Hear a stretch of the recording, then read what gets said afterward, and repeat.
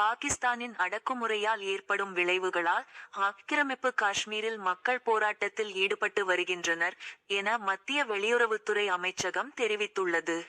இந்தியாவுக்கு சொந்தமான காஷ்மீரின் ஒரு பகுதியை பாகிஸ்தான் ஆக்கிரமித்துள்ளது. அதனை மீட்பதற்கான முயற்சிகளில் இந்திய அரசு ஈடுபட்டுள்ளது. ஆக்கிரமிப்பு காஷ்மீர் இந்தியாவின் ஒரு பகுதி என மத்திய அரசு பல முறை தெரிவித்துள்ளது.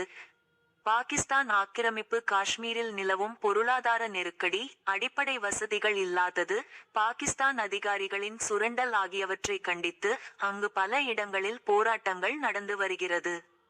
இதற்கு அவாமி அதிரடி குழு தலைமையேற்று வருகிறது.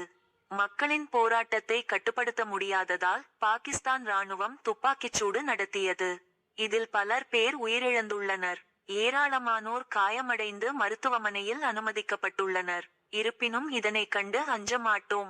எங்களின் போராட்டம் தொடரும் என போராட்டக்காரர்கள் அறிவித்துள்ளனர். இதனிடையே மத்திய வெளியுறவு அமைச்சகத்தின் செய்தித் தொடர்பாளர் ரந்தீர் ஜெய்ஸ்வால் கூறியதாவது, பாகிஸ்தான் ஆக்கிரமிப்பு காஷ்மீரில் பல இடங்களில் போராட்டம் நடந்து வருவதையும் அதில் பாகிஸ்தான் அதிகாரிகள் காட்டும் கொடூரம் குறித்தும் எங்களுக்கு தகவல் வருகின்றன.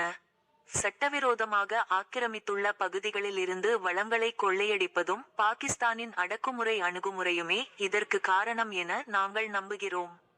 அங்கு நடக்கும் கொடூரமான மனித உரிமை மீறல்களுக்கு பாகிஸ்தான் பொறுப்பு ஏற்க வேண்டும். இவ்வாறு அவர் கூறினார்.